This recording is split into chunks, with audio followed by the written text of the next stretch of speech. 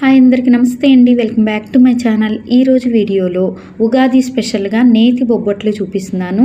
First time try చేసిన వాళ్ళైనా ఎవరైనా సరే నేను చెప్పే టిప్స్ పాటించి చేశారంటే ఈజీగా ఎప్పుడు తిన్నా సాఫ్ట్గా ఉండే స్వీట్ షాప్ స్టైల్ బొబ్బట్లని పర్ఫెక్ట్గా చేసేస్తారు. ఈ వీడియో నచ్చితే లైక్ చేసి ఛానల్ని సబ్స్క్రైబ్ చేసుకోండి.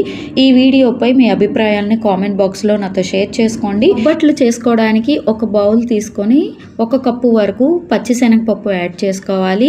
ఇందులోకి నీళ్లు వేసి శుభ్రంగా 2 సార్లు కడిగేసుకొని 1 కప్పు శనగపప్పుకి 2 కప్పుల వరకు వాటర్ వేసుకొని 1 అవర్ పట్టు నానబెట్టుకోవాలి. ఇలా నానబెట్టుకోవడం వల్ల శనగపప్పు తొందరగా ఉడికిపోతుంది.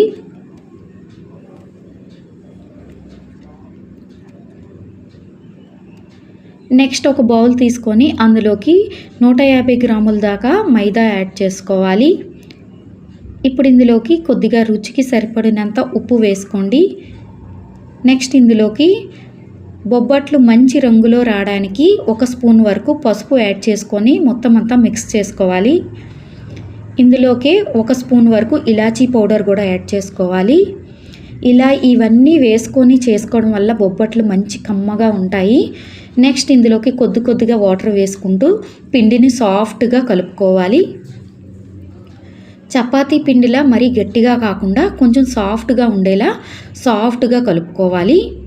కొంచెం వాటర్ యాడ్ చేసుకుంటూ కలుపుకోవాలి.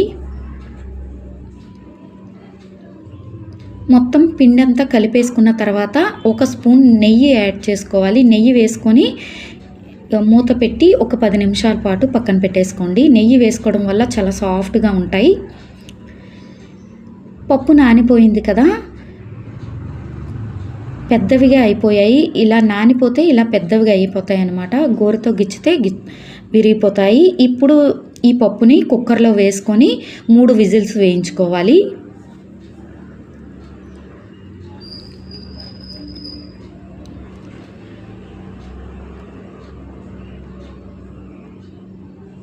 మూడు విజిల్స్ అయితే సరిపోతుంది, ఎక్కువ అవసరం లేదు. నానబెట్టుకోవడం వల్ల 3 విజిల్కే ఉడికిపోతుంది. ఒకవేళ మీకు ఉడకకపోతే ఇంకో 2 విజిల్లు 5 విజిల్ దాకా వేయించుకోవచ్చు.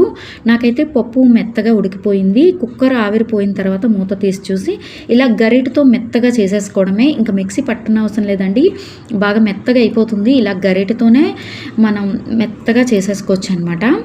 నెక్స్ట్ ఇందులోకి 1 కప్పు వరకు బెల్లం యాడ్ చేసుకోవాలి. బెల్లాన్ని చిన్న ముక్కలుగా కట్ చేసుకొని యాడ్ చేసుకోవాలి.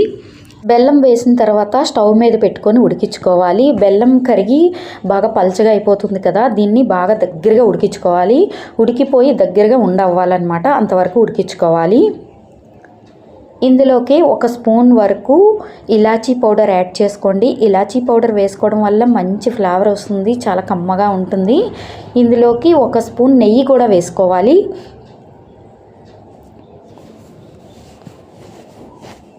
ఒక స్పూన్ నెయ్యి వేసుకోండి. నెయ్యి వేసుకుంటే చాలా బాగుంటుంది.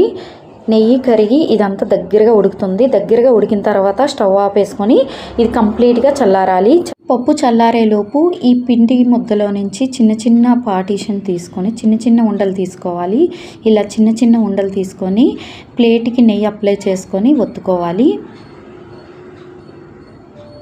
వీడియోలో చూపిస్తున్న విధంగా ఈ విధంగా కొంచెం ఒత్తుకొని మధ్యలో మనం ఉడకబెట్టుకున్న పప్పుని పెట్టుకొని మళ్ళీ కవర్ చేసుకోవాలి. ఈ ప్రాసెస్ అంతా కూడా పప్పు కంప్లీట్గా చల్లారిన తర్వాతే చేయండి. వీడియోలో చూపిస్తున్న విధంగా పప్పుని మధ్యలో పెట్టుకొని కవర్ చేసుకొని మళ్ళీ ఒత్తుకోవాలి. ఒత్తుకునే టైంలో కొంచెం నెయ్యి అప్లై చేసుకోవాలి. నెయ్యి వేసుకోవడం వల్ల బాగా సన్నంగా పల్చగా వస్తాయి అన్నమాట. లావుగా రాకుండా చాలా పల్చగా వస్తాయి. చాలా బాగుంటాయండి. చాలా ఈజీగా ప్రిపేర్ చేసుకోవచ్చు. క్వాంటిటీగా కూడా ఎక్కువగా వస్తాయన్నమాట. నెయ్యి ఎక్కువగా వేసుకోవడం వల్ల బొబ్బట్లు పర్ఫెక్ట్గా వస్తాయండి. చాలా సన్నంగా చాలా బాగా వస్తాయి. అంతేకాదు తినడానికి కూడా చాలా బాగుంటాయి. చూసారు కదా ఎంత ఈజీగా ఒత్తుకోవచ్చు అంటే, నెయ్యి వేసుకోవడం వల్ల చాలా బాగా పల్చగా ఒత్తేసుకోవచ్చు. అలాగే ఈజీగా రిమూవ్ అయిపోతుంది. నెక్స్ట్ స్టవ్ మీద ప్యాన్ పెట్టుకొని నెయ్యి వేసుకొని మనం ఒత్తుకున్న బొబ్బట్టు వేసుకొని పైనుంచి మళ్ళీ నెయ్యి వేసుకొని కాల్చుకోవాలి. ఒక సైడ్ కాలిన తర్వాత దాన్ని టర్న్ చేసుకొని మళ్ళీ కాల్చుకోవాలి. ఇక్కడ కూడా నెయ్యి వేసుకుంటుండాలి. నెయ్యి ఎంత వేస్తే అంత బాగుంటాయి.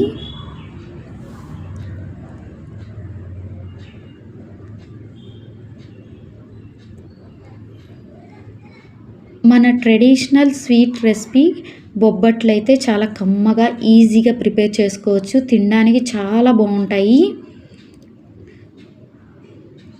ఎంత బాగా పొంగుతాయో చూసారు కదా, పొంగుతున్నాయి కూడాని, చాలా బాగా పొంగుతాయి. ఈజీగా ప్రిపేర్ చేసుకోవచ్చు. తినే పర్ఫెక్ట్ స్వీట్ షాప్ స్టైల్ బొబ్బట్లు అయితే రెడీ అయిపోయాయి. ఈ వీడియో నచ్చితే లైక్ చేసి ఛానల్ని సబ్స్క్రైబ్ చేసుకోండి.